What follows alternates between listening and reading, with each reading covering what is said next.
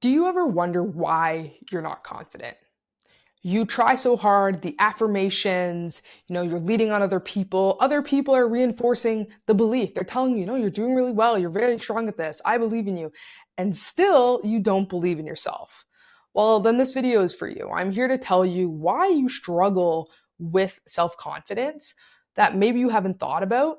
And then also, I give you 3 strategies, a little bit more unconventional, to help you actually build genuine self confidence. And hopefully, that'll help you succeed in your personal and professional life. So, if this sounds like something you're interested in, then keep watching. All right, guys, let's get to the root of the problem. Why do we struggle with self confidence? Where does this come from? So there's kind of 2 factors I would think about. The first is you have an external and then you have an internal factor. The external factor is other people, right? Other people influence us, whether we like it or not, right? That's why we get jealous. That's why we act based on what others do and don't do. We're all interrelated in that way. And that's a really big part of your self confidence, too. And I know that we know that. So I don't want to spend time talking about that in this video. In this video, I want to talk about the internal side. I want to talk about what are the components and the factors of our mindset that are keeping us from building that genuine, authentic level of self-confidence. And I actually had an epiphany the other day. I realized that it's 2 elements on the internal side. One is self-criticism, and the other is self-compassion. And let me just explain for a minute. Self-criticism is very intuitive, right? If you're overly critical on yourself, it means you're hard on yourself. And what that means is that you're reinforcing the limiting beliefs that you have for yourself. So you're reinforcing the I'm not good enough, right? And obviously that's not going to do well for your confidence. Now, on the other side, being overly compassionate for yourself actually has detrimental effects to your confidence as well. Because what it means is that it can actually impede your growth, because when you're overly compassionate for yourself, you make excuses for yourself, and then you also stop listening to constructive feedback. And that's the key thing, because that will stagnate your growth. And so when you stagnate your growth, your self-confidence isn't improved, because when you try new things, you're still not going to believe that you can do them. Instead, you're keeping yourself in your comfort zone. So those are 2 elements, self-criticism and self-compassion, that both contribute on 2 different ends of the spectrum to self-confidence. So what I've realized is that if we're able to find that balance, the equilibrium between criticism and compassion, and that will be different for everyone, but if you're able to find your own unique equilibrium, you're able to find the right balance as to how you can achieve and lay that foundation for self-confidence. The goal really is finding the middle ground. We want to be critical enough that we're ensuring that we're pushing ourselves to be better. There's always room for improvement.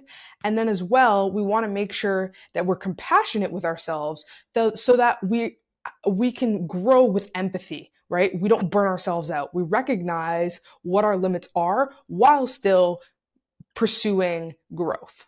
That's the goal. All right, so before I dive into how I go about boosting my self-confidence with 3 unconventional tips, I want to just take you guys through processes that I've tried and also that I see other people doing to build up their self-confidence. And I'm going to tell you why exactly it doesn't work. The first thing is people just avoid circumstances where they're unconfident altogether. They're like, you know what? For me to be confident, I need to be in scenarios that I'm confident. Let me find those scenarios. And then the situations that I'm not confident, I'm staying away from. Okay, well, that's not a solution, because 1, you're closing yourself off from so many opportunities and paths in the world. And so what you're doing is you're keeping yourself in your comfort zone. And ultimately, that is going to stagnate your growth. You're not going anywhere. You're just where you are now is all you'll ever be able to go. And that's not what we're trying to do with personal development. Another strategy I see is a reliance on external validation.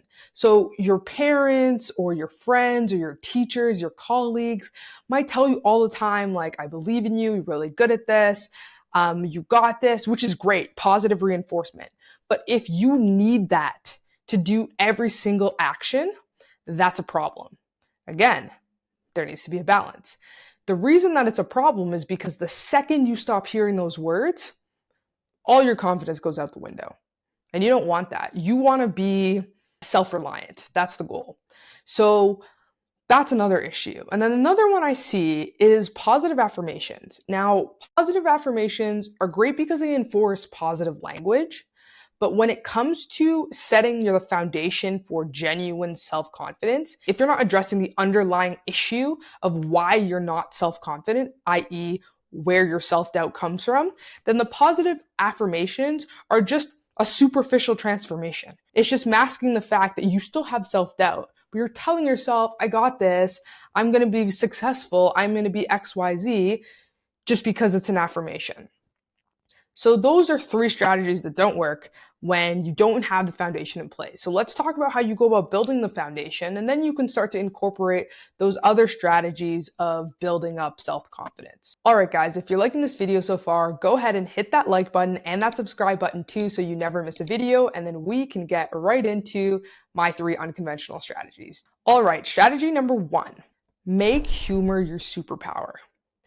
I saw a post a week ago or two, and it was by Ben Muir, and he talked about the role of humor kind of in society and how to be funnier in scenarios. And I also realized that humor is a great tool for self-confidence because one, when you make yourself laugh, things aren't a big deal anymore, right? You kind of like play it off. And also, when you get other people laughing with you, you naturally form a connection, whether you knew them before or not. That laughter, that joy that you're bringing people together with, that connects you, and confidence, whether it was there or was not, it's definitely there now. Because now you feel like you know the person, right? You have something that you can relate to. So make humor your superpower. And the way you start off by doing this is making yourself laugh, right? Laugh at your mistakes, guys. Not every mistake has to be earth shaking, life threatening.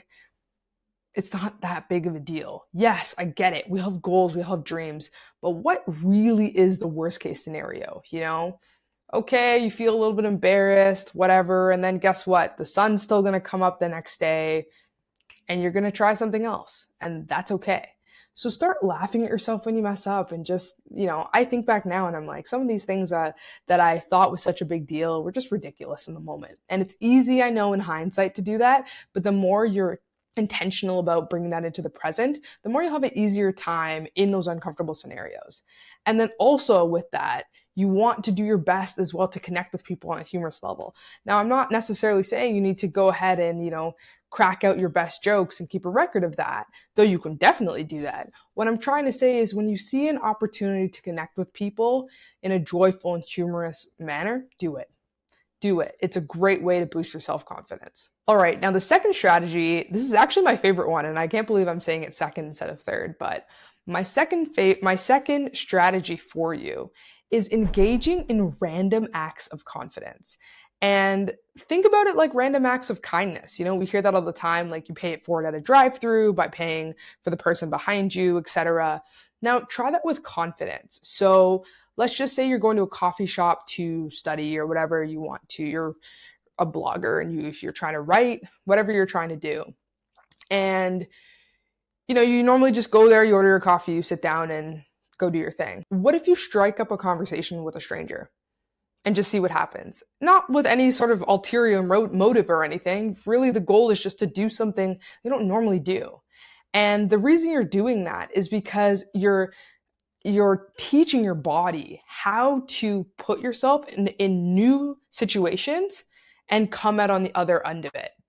And when you're putting yourself in those situations, you're better set up for when you're naturally, because of life and external circumstances, put in those situations anyways, right? So strike up conversations with random people.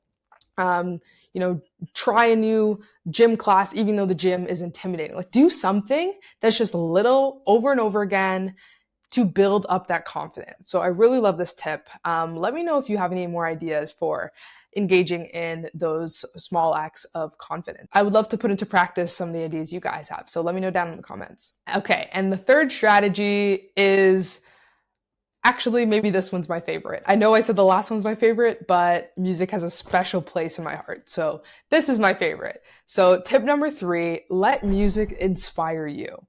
Guys, music is wonderful. It is the most incredible language to connect with people. There's so many different types of music, there's so many different preferences, and it has a way of bringing people together, like laughter. And songs have an ability also to influence us physiologically as well as and therefore emotionally, right? And so what that means is if you're in a bad mood and you have a playlist that just hits you to your core in the best way, it can improve your mood, right? It can make you laugh, it can give you energy, it can just get you ready and amped up, and that's exactly how we want to use it for self-confidence. Curate your playlist however you like to your favorites that just get your heart going, get you feeling like, woe was me, I got this, I was built for this, whatever the genre of music that you fancy, and put that together and listen to it anytime you feel that self doubt. It's just a great way to get you ready, get you in the zone, right? Just like athletes do that to prepare for competition, definitely do that. I do that in almost everything I have to do in life, right? If I just need to get ready for the day and I just need to be ready, I put on a great playlist, something that I know the lyrics to everything, and I just get going and have my own concert. That's what I highly recommend you do. So, just to recap, guys, here are the 3 unconventional strategies for building up your self confidence. The first one is make humor your superpower. Learn to laugh at yourself and connect with other people through laughter. The second strategy is to engage in random acts of confidence. Strike up a conversation with a stranger just because and see how you feel after you do it. And then the third strategy is let music inspire you. Let it energize you. Let it make you feel on top of the world. I hope these 3 strategies, guys, that you're able to boost your self-confidence in a genuine and authentic way so you can actually lay the proper foundation to building up self-confidence to help you both professionally and personally. And if you're struggling to find that balance between self-criticism and self-compassion or just boosting your self-confidence in general, go ahead and book a call with me. The link's down in the description, and we can discuss what's going on and develop a path forward for you. Thanks, guys, for watching. I'll see you in the next video.